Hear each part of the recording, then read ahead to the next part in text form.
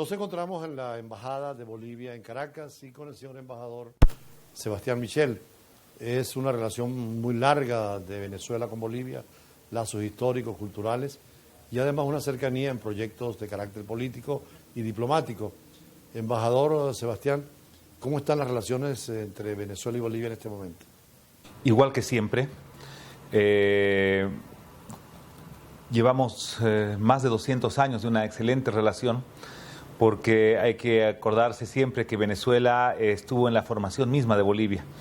Entonces, yo diría que desde que llegó Bolívar, desde que nos gobernó 2 años Sucre, desde su apoyo al momento más doloroso que hemos tenido, si usted piensa lo que nos pasó en 1879 con la pérdida del mar, el primer país que nos apoyó fue Venezuela, y son esas cosas que uno nunca olvida. Siempre ha estado Venezuela con nosotros.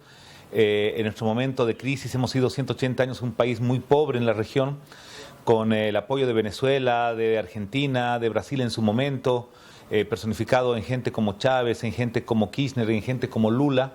Hemos salido adelante, llevamos 12 años de crecimiento, seguimos siendo un país con muchas carencias, que nos falta resolver muchas cosas, pero estamos en el camino correcto y llevamos casi 12 años creciendo entre el 4 y el 12% de promedio, un 7% anual. Hace unos días usted convocó a los medios de comunicación, a los diplomáticos y a amigos de la embajada para el Día del Mar. ¿Qué significa ese día y por qué es tan importante esa fecha que hasta un concurso de pintura hubo?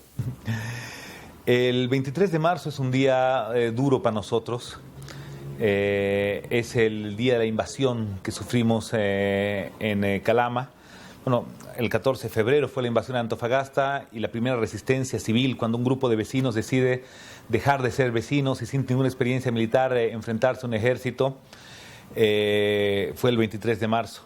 En términos del Hombre de la Mancha, es el día del dolor insufrible, ¿no? El día de la invasión, el día que te cercenan un territorio, y ese territorio que nunca más vuelve. Cuando un ejército extranjero entra a su territorio, cuesta tanto sacarlo, y este día festejamos el dolor insufrible.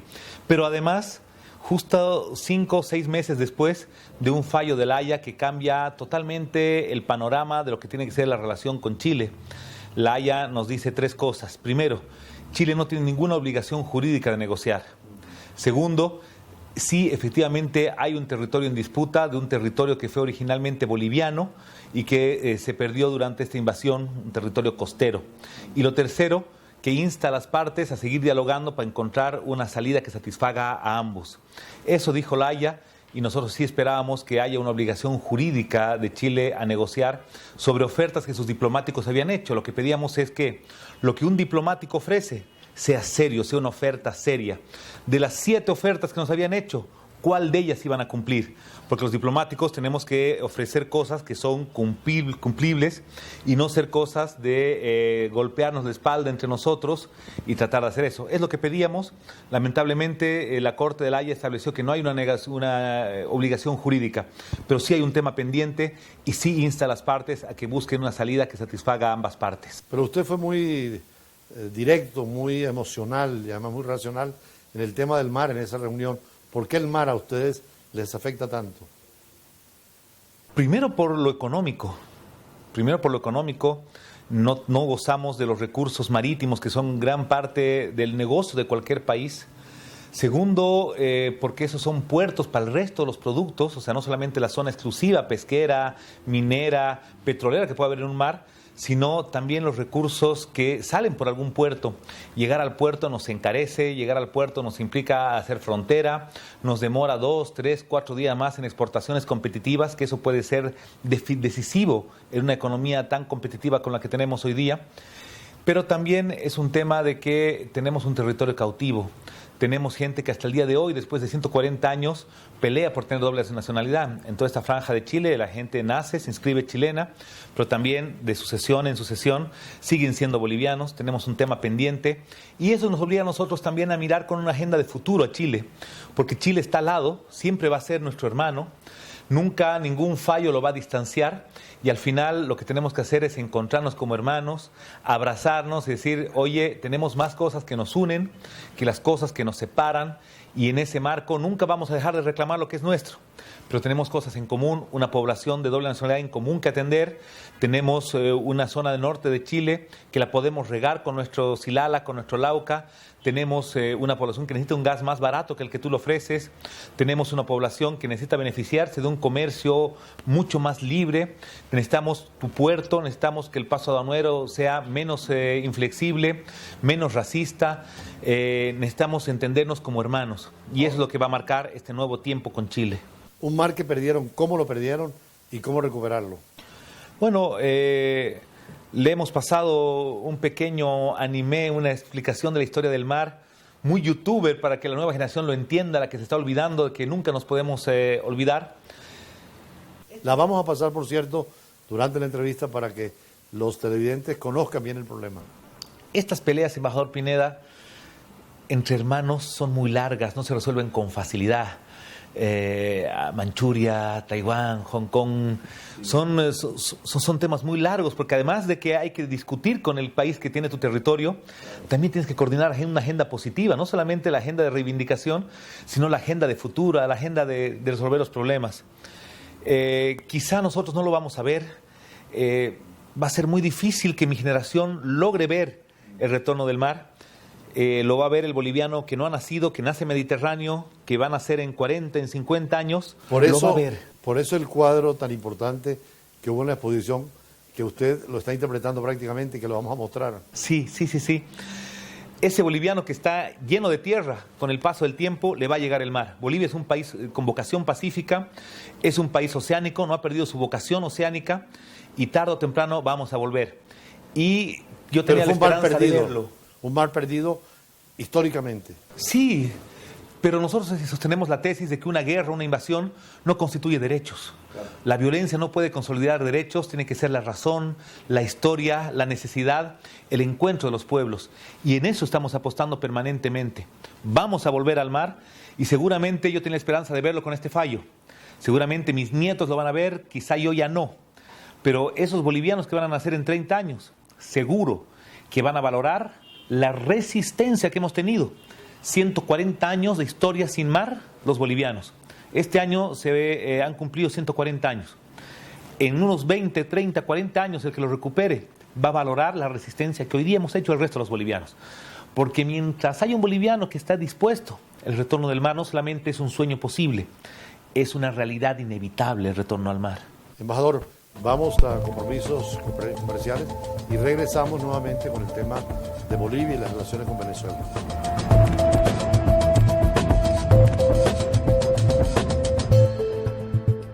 Señor embajador, los problemas limítrofes en América Latina son frecuentes por esa indefinición de la frontera después de que el Reino de España tuvo que irse del continente.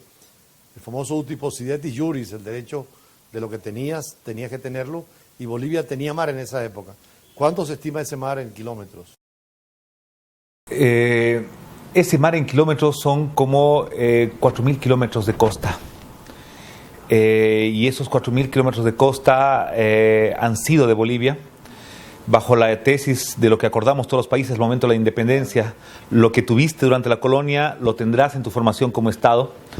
Bajo ese concepto, las cabezas de virreinato se han quedado con los principales puertos, llámese Lima, llámese La Plata, Acapulco, llámese Valparaíso para la Capitanía de Chile, y a Bolivia le correspondía los 3 puertos que estaban bajo la jurisdicción de la Audiencia de Charcas, que eran básicamente Tocopilla, Antofagasta y Mejillones. Esos 3 puertos nos correspondían, pese a que también correspondía durante la época la Real Audiencia de Charcas Arica, pero ya en las negociaciones de creación de Perú, Bolívar decidió que eso sea Perú y los otros 3 puertos sean para Bolivia. O sea que Bolívar y Sucre conocieron el mar boliviano y lo afirmaron. Sí, señor. De hecho, el ingreso de Bolívar y de Sucre a Bolivia se da por el desaguadero, que es el ducto que une el lago con los afluentes hacia el mar. Por ahí encuentra Olañeta a Sucre y ahí lo convencen de que tiene que haber una nueva república, que no tiene que ser una parte divisible o para La Plata, para Argentina, las Provincias Unidas del Sur en ese momento, ni tampoco para lo que ya estaba fundado como Perú. y es ahí donde se decide la conformación que en el territorio de la jurisdicción de la Real Audiencia de Charcas se pueda conformar la República de Bolívar. Por eso la relación tan estrecha con Bolívar y Sucre de ustedes. Sí. El segundo presidente y más guapo presidente de Bolivia, José Antonio de Sucre, ¿no? Nunca lo consideramos un presidente venezolano en Bolivia. Siempre hemos considerado un presidente de Bolivia, ¿no? El segundo presidente boliviano es José Antonio de Sucre.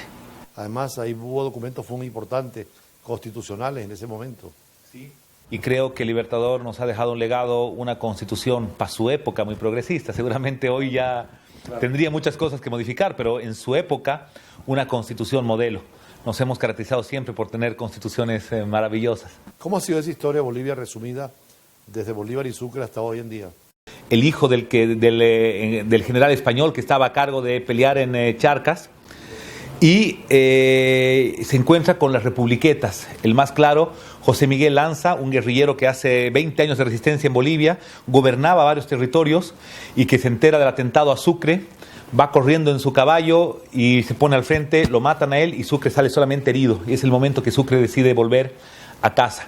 Ese es un momento muy duro, donde todos los que habían luchado por la independencia no logran tener el control total y se ven obligados a negociar con la élite criolla para formar la nueva república. Ahí no se logra todos los sueños de libertad e independencia porque hay que negociar. Un segundo momento, yo diría, es el tema del mar. 50 años después de ese momento fundacional, tenemos el tema del mar y que nos cambia la fisonomía, nos cambia la lógica de cómo debíamos seguir exportando, y hay 3 factores para que lo perdamos.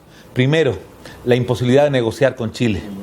Segundo, nuestra lealtad con Perú de estar aliados en caso de que un país ataque al otro.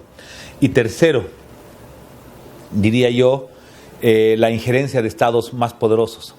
Intereses de países como Inglaterra en ese momento, que tenían ya sus empresas de salitre para llevar a la revolución industrial, estaban más interesados con las condiciones que ofrecía el Estado chileno para explotar que los impuestos que cobraba Bolivia. Finalmente la guerra explota por un impuesto de 10 centavos al guano y al salitre, al estiércol de gaviota, si quiere llamarlo en términos más vulgares. Un tercer momento, yo le diría que es el momento cuando ya empezamos a conformarnos como Estado, tenemos otra riqueza. 1900, cuando ya empieza a madurar, después del Congreso, hay 2 partidos, el liberal y el conservador de 1880, 20 años de modernización del Estado, empieza el auge de la plata, nos empieza a ir mejor otra vez, y en 1900 tenemos una guerra federal por la disputa de la capital de Sucre a La Paz, y en el mismo momento nos invade Brasil por la zona del caucho, por todo lo que ha sido la zona cauchera. Y en ese momento Chile nos hace firmar el Tratado de Paz. Cuando estábamos peleando con la mano izquierda con Brasil, casi nos tenemos que enfrentar con la otra. Entonces tuvimos que firmar ese tratado de 1904, que aún de ser lesivo el tratado, es incumplido hasta el día de hoy. El cuarto momento, diría yo, clave, es la revolución de 1952 de Bolivia, cuando se nacionalizan las minas, se nacionaliza el petróleo, y es el reflejo de una conciencia nacional que nace en la Guerra del Chaco, en esta disputa territorial que tuvimos con el Paraguay por las misiones. El quinto momento más importante es el momento de la recuperación democrática después de tanto tiempo de dictadura, y el más importante, el último momento que estamos viviendo hoy día, que después de 180 años de ser el país más pobre de la región, con ingobernabilidad, con inestabilidad, normal era para nosotros tener 5 presidentes en 3 años, 7 presidentes en 5 años, han habido momentos que hemos tenido 3 presidentes en 48 horas, tenemos por primera vez un momento de estabilidad económica, de estabilidad política, que nos ha permitido crecer como nunca antes habíamos crecido. Evo Morales está en esta dirección. Evo Morales yo creo que es el rostro que encarna este momento tan importante. Vamos a cumplir ya en 3 años más 40 años de democracia, y todo eso es algo que nos llena de orgullo. Estamos viviendo el mejor momento que ha tenido Bolivia en su historia, y no queremos que esto cambie, que ninguna injerencia, que ningún bloqueo, que ninguna intencionalidad foránea vuelva a afectar ese impulso que tantas veces Bolivia ha tenido y que se ha visto frustrado. Seguimos conversando con el embajador de Bolivia acreditado en Venezuela. Vamos a una pausa y seguimos con el embajador de Bolivia en Venezuela.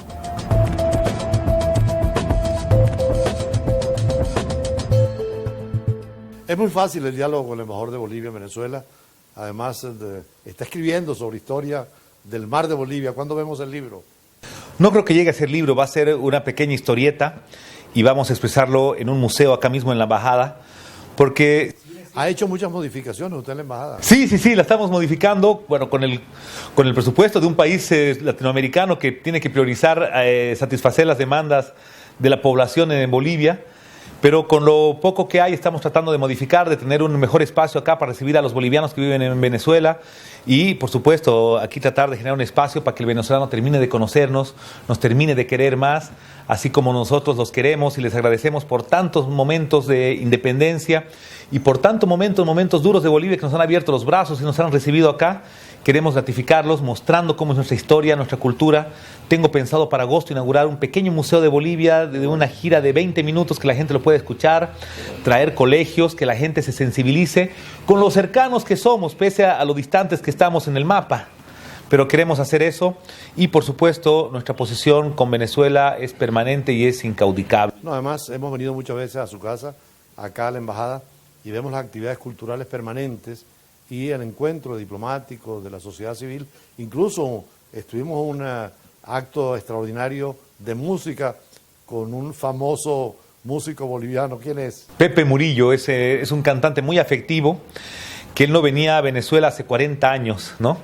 Y había cantado con Ali Primera, había cantado con muchos músicos famosos, y cuando volvió acá y vio todo el cambio, vio las cosas, los teatros, decía, increíble. Yo toqué en el Poliedro con él y me impresiona volver después de tanto tiempo acá mismo. Y fue una velada muy bonita, fue un encuentro muy bonito, y ojalá que podamos repetir este año con una persona que quiere tanto a los países de América. Porque para ser un artista acá tiene que también querer a la comunidad venezolana, tiene que querer encontrarse con la comunidad venezolana, y a ver si logramos repetirlo. El alma llanera y otras piezas nuestras con muchísimo cariño. Sí. Es uno de los temas más importantes de su repertorio internacional, y es un tema que no se lo hemos pedido siquiera, pero que él lo tenía pensado ahí. Embajador, estando en la Embajada de Bolivia, hablando de temas internacionales, es importante su criterio de la diplomacia actual, porque hay una especie de enterramientos, de finalización de la iniciativa tan importante de unir a América Latina y de crear nuevos mecanismos. Sé que Bolivia ha estado en estos últimos eventos. ¿Cuál es su criterio sobre UNASUR y lo que podría ser PROSUR, y además de la existencia de otras instancias como el ALBA? A ver, el ALBA es un proceso de integración de países que tienen una visión ideológica similar, que intercambia comercio, que libera aranceles. Es un proceso de integración que tiene una característica ideológica muy importante. Pertenecemos a un mecanismo de integración como es la OEA, en el que hemos aclarado que Venezuela tiene que estar hasta el último día que ellos decidan con su silla en su lugar, y nosotros lo hemos mantenido. No tenemos nosotros la intención de irnos de la OEA, pensamos que es un mecanismo válido de integración, pero también respetamos que Venezuela crea que hay algunas dificultades, como que las han habido en la historia, han habido incoherencias, como en todo proceso de integración, es un proceso político. Nos hubiera gustado que la Venezuela se queda, pero por supuesto respetamos su decisión soberana de apartarse. Pero mientras Venezuela no se aparte, que ya faltan 2 semanas, vamos a hacer que se respete el espacio de Venezuela, y hasta el día de hoy lo hemos hecho. Bueno, pero siguen ustedes en la OEA, que es importante. Nosotros vamos a seguir. ¿Siguen en Naciones Unidas como siempre? Por supuesto. ¿Han sido miembros del Consejo de Seguridad? Uh-huh. ¿Hace cuánto tiempo? Hemos dejado el Consejo de Seguridad hace aproximadamente 2 meses. Hemos tenido la presidencia en un par de ocasiones. Nos ha tocado que justo se toque temas de Venezuela. Y ahí hemos validado una hipótesis de que Venezuela efectivamente está atravesando un momento de conflicto político, y los conflictos políticos hay que resolverlos con mecanismos políticos. ¿Qué es un mecanismo político? Es una elección, es una negociación, es un diálogo. Hay muchos espacios de mecanismos para resolver problemas políticos. Pero estas últimas reuniones es importante, lo de UNASUR, lo de PROSUR. ¿Qué va a pasar con Bolivia? Porque es un factor novedoso en la política exterior. Aclarando que el problema político se resuelve con mecanismo político y no con un mecanismo militar, porque si no acabamos con problemas con los de Colombia. PROSUR ha sido una instancia parecida a partir del retiro de Colombia de UNASUR. Colombia se ha retirado de la UNASUR. UNASUR sigue vigente, sigue siendo una instancia válida, y se intentó crear PROSUR, nos han invitado, y ahí hemos ido con una posición clara. Primero, de que ya hay un mecanismo de integración que es la UNASUR, que ese mecanismo de integración siempre ha sido abierto. Cuando los gobiernos progresistas de izquierda hemos sido hegemónicos en la región, hemos instaurado ahí la unanimidad. Esto, por supuesto, ha generado dificultades. Ponerse todos de acuerdo es muy difícil y a lo mejor habrá que cambiarlo en esta nueva época. Pero existe eso y ha sido válido, y ahí se demuestra nuestra vocación democrática de que todo el mundo decida. Segundo elemento, hemos tenido ahí mismo que definir que un proceso de integración tiene que estar todos, los que te gustan y los que no te gustan, pero UNASUR tiene que estar todos. Entonces, cuando ellos han planteado que Venezuela no vaya, hemos dicho, por favor, un proceso de integración sudamericana tienen que estar todos, porque Venezuela va a tener una vida de 1000 años, cambiará ideológicamente, seguirá ideológicamente, pero no podemos excluir a ninguno. Y tercero, de que si ya existe un mecanismo, lo modificaremos, lo usaremos. Hemos estado presentes y hemos decidido no firmar el acta de constitución. A esto se ha estado Venezuela, que no ha estado presente, Surinam, que no quiso firmar, y Uruguay, que no quiso firmar. O sea, un proceso de integración que tiene 11, 12 países, que no firmen 4 o 5, es la mitad de los países, ya no cumple el objetivo de reemplazar a UNASUR. Y yo creo que la conformación de PROSUR, como lo ha planteado Argentina, que no tenga institucionalidad, que no tenga presupuesto, que no tenga aportes y que tenga una presidencia pro tempore, más lo asemeja a un proceso como el ALBA, pero con menos institucionalidad. No tiene banco, no tiene Secretaría General. Por cierto, para terminar ya, quiero reconocer a Evo Morales, viendo el debate político ahorita con su oponente, Carlos Mesa, que lo llevó a las discusiones de la Corte Internacional de Justicia en un gesto de que hay política de Estado y no de gobierno. Ojalá que los venezolanos aprendiésemos que en el caso del Esequibo, todos los que conozcan la materia y puedan aportar, vayan a un solo frente para defender la territorialidad, como ustedes están haciéndola con el dominio marítimo. Bueno, muchísimas gracias al señor embajador de Bolivia en Venezuela, embajador extraordinario y plenipotenciario, quien además está en una gran labor cultural y comercial. Hemos visto muchos productos en su despacho boliviano, que es parte de ese intercambio comercial, ¿no? Tenemos que vender entre los países hermanos, tenemos que comprarnos entre nosotros, así funcionan las grandes culturas. Solamente si tú te haces atender con tu amigo, con tu hermano, con tu vecino, va bien a la zona. Si tú te vas a curar a la zona del vecino, tu zona nunca va a crecer, tu zona nunca va a tener un buen almacén, tu zona nunca va a tener un buen dentista, nunca va a tener un buen consultorio médico, nunca va a tener un buen carpintero, un buen zapatero. La clave es que en tu vecindario, el zapatero de tu vecindario, tenga una linda tienda. Así se hace lindo el vecindario. Y haremos también pública su tesis sobre el mar para conocer de cerca toda esa historia tan interesante. Yo siempre a la orden y agradecido por el espacio que siempre nos ha dado embajador Pineda. Bueno, Sebastián Michel, nuestro embajador de Bolivia en Venezuela. Seguiremos con otros embajadores, otras embajadas, siempre en el interés de hacer conocer sus países y sus embajadores. Hasta un próximo encuentro.